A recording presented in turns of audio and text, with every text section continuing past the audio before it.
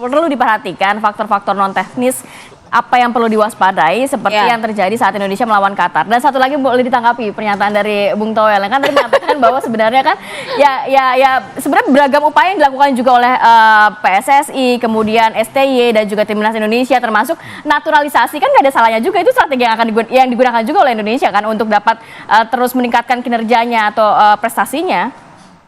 Jadi apa yang harus diperhatikan dalam pertandingan nanti malam, yang pertama adalah ketenangan. Ketenangan dan kecerdasan para pemain untuk bisa mengimplementasikan strategi di lapangan yang diinstruksikan oleh pelatih tentunya. Jadi kita kemarin kalau melihat pertandingan Indonesia-Australia kan nggak ada yang menyangka kalau Australia ternyata bisa kalah lawan Indonesia. Kenapa? Ukurannya kan sederhana aja kalau saya melihat. Sananta dipanggil pulang sama Persis Solo. Artinya Persis Solo aja sebagai klub anggota PSSI yang bermain di Liga 1 tidak punya kepercayaan diri bahwa Indonesia akan melangkah lebih jauh. Kemarin baru pelatihnya bicara lagi kalau Sananta dibutuhkan untuk 8 besar, kita siap mengirimkan lagi Sananta. Itu adalah ukuran indikator yang tadi dibilang oleh Stoel itu ukurannya orang bola itu ada analisisnya. Nah, tapi dalam permainan sepak bola tidak bisa hanya bicara peringkat, tidak bisa hanya bicara strategi, tapi kematangan mental, kejernihan berpikir, dan ketenangan para pemain itu yang menjadi kunci kemenangan. Nah, apa yang harus diperhatikan ya itu tadi, ketenangan itu apakah kita bisa tenang, tidak terburu-buru dalam mengambil keputusan. Kalau Mas Budi melihat kita bisa tidak tenang keluar dari tekanan akan melawan Yordania itu, dan juga kan ada statement pujian gitu ya dari Yordania bahwa Indonesia, nah ini jangan sampai juga kita terbawa kalau Indonesia tuh kuat, kemudian anak-anak skuad Garuda itu juga jadi lemah nggak sih karena itu? Ya itu ini aja kan, itu kan sopan santun para pelatih aja ketika saling dalam memuji begitu ya. Basa-basi. Basa-basi tapi bukan memang head speech ya biasanya. Cuma kan banyak juga ya kan akhirnya yang pada bilang kan hati-hati jangan terbuai gitu, akhirnya melemahkan juga gitu. Intinya adalah bagaimana kalau kita kemarin bisa membuat Australia terkomang-komang, harusnya nanti pada saat melawan Yordan kita bisa membuat Yordania terstrik-strik lah. Terstrik ya. Karena kita pengen melihat sebenarnya strik ini bisa mencetak gol. Dalam catatan statistiknya memang belum bisa. Mas Budi, saya masih ingat saat dialog sama Mas Budi berbicara mengenai Nathan Joe saat itu kalau nggak ada Nathan diturunkan di menit ke-50 sekian itu nampaknya Indonesia bisa bobol 4-0. Berarti pemain naturalisasi ini juga cukup membantu pemain kita ya?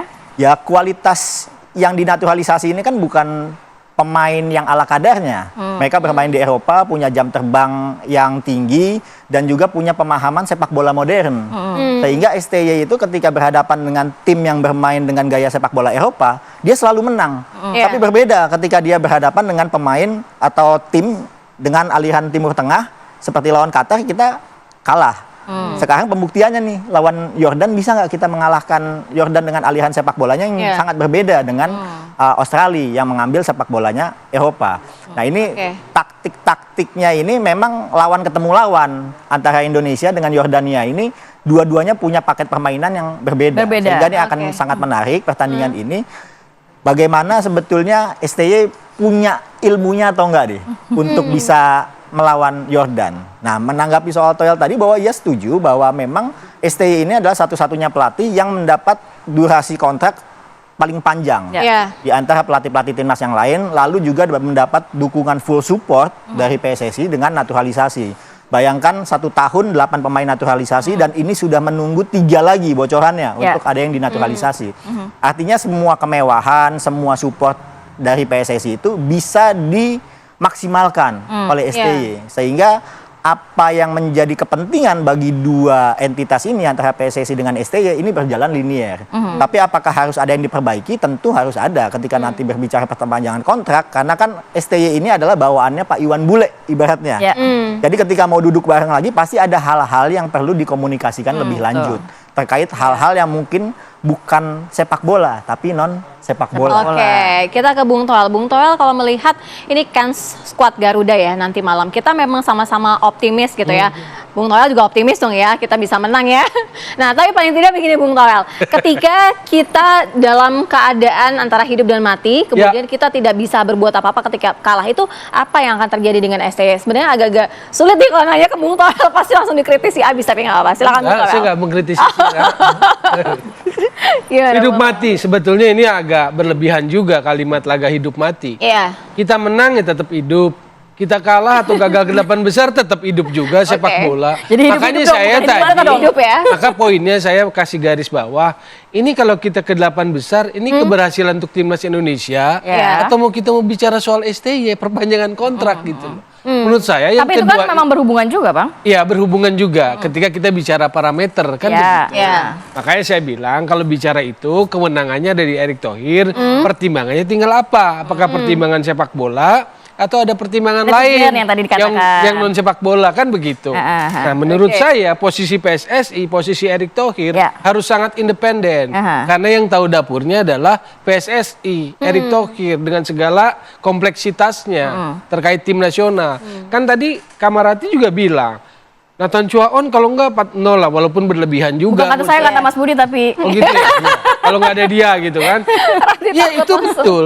Dia punya peran kontribusi. Makanya kalimat besarnya ketika kita menganalisis, apakah keberhasilan ini faktor tunggal STY? ya. Kan menjadi pertanyaan terbuka gitu loh. Iya. Kita ini mau maju atau mau stagnan gitu loh. Karena kalau mau ditanya, apakah ada perubahan-perubahan dari sisi komposisi atau strategi? Menurut saya nggak ada. Saya tebak nih ya, Hernando Ari. Oke. Belakangnya, makanya pertanyaan tadi di awal, Komang atau Justin? Ya. Oke. Lalu Rizky Ridho, Muhammad Ferrari, Pratama Arhan. Yang kanannya ini aja antara Fajar atau Rio Ilham. Kanannya doang tuh. Di tengahnya akan main Ivar Jenner sama Nathan Choe. Ya. Marcelino didorong lebih ke depan bareng sama Witan. Strikernya Rafael Strike. Oke. Tapi Anda melihat harus ada rotasi pemain? Cuma itu nanti yang akan dimainkan. Oke. Prediksi starting 11 saya itu. Gitu loh. Jadi kalau ditanya apakah akan ada yang berbeda? Enggak gitu dari situ. Kan pertanyaannya gini, pertanyaan lebih jauh lagi. Nah, Kan harus berterima kasih pada Liga 1. ya, oke. Oke. Bang, Yang tapi kemarin tadi- mau ke Dubai cuma 9 orang, 2 hari menjelang berangkat TC ke Dubai cuma 9 orang yang datang. Nah, tapi tadi Bung Toel belum jawab loh, Bung. Yang Kalau mana, yang misalnya nasib skuad Garuda tidak baik nanti malam, apa nasib STY selanjutnya? Ya itu di tangan Erick Thohir kan. Tetap ya. Kalau Bung Toel kan nggak punya Memprediksinya kewenangan. lebih besar mana, Kalau Bang? saya- Pertimbangannya- Kira-kira komentarnya Kalau gitu saya- loh, Bang. Pertimbangannya. Kalau apakah- saya Iya. secara sepak bola gitu loh. Kenapa harus membuka peluang kepada STY? Karena saya pikir waktu sudah diberikan. Kalau sampai tidak jadi ya tadi, Iya. seandainya ya. Iya. Tadi pertanyaannya. Yang kedua adalah itu tadi, dia itu harus merepresentasikan sepak bola Indonesia. Ketika publik sepak bola terpecah, itu ada hal buruk. Karena nilai sepak bola adalah sportivitas, unity, fair play. Head coach tim nasional harus itu nilainya. Yang kedua misalnya, ilmu apa sih yang kita dapat? Kalau menjelang pertandingan nih, kalau menjelang turnamen nih, kalau Anda perhatikan Iya. di media, biasanya agak ngeluh-ngeluh dikit tuh. Keluhan dulu, belum lengkap, apa segala macem lah keluhan dulu keluar, excuse. Kalau kalah, nanti apa alasannya? Contoh, betul lawan Qatar kemarin wasit yang kontroversi. Tapi ada nggak penjelasan sepak bola lain yang keluar dari mulutnya? Nggak ada, gitu loh. Begitu menang, kadang drakor yang muncul gitu loh, pencitraan gitu loh. Itu yang menurut saya kita ini ingin bangun sepak bola kita dengan nilai-nilai yang lebih tinggi gitu. Oke. Bahwa ada progres, iya. Tapi kan masa mau berhenti gitu loh.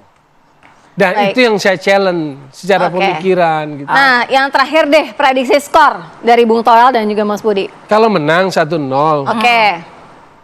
kalau draw 1-1, Oke. kalau kalah juga 0-1. Oke. Mas Budi. Ya nggak jauh beda. Kalau menang skornya 1-0 atau 2-1. Oke. Kalau imbang mungkin 0-0. Kalau kalah ya pasti 0-1. Oke, kita doakan yang terbaik untuk skuad Garuda untuk bisa menang melawan Yordania. Amin, amin. Terima kasih Terima banyak. kasih Bung Toel, Mas Budi. Bung Toel, Terima Mas kasih. Budi.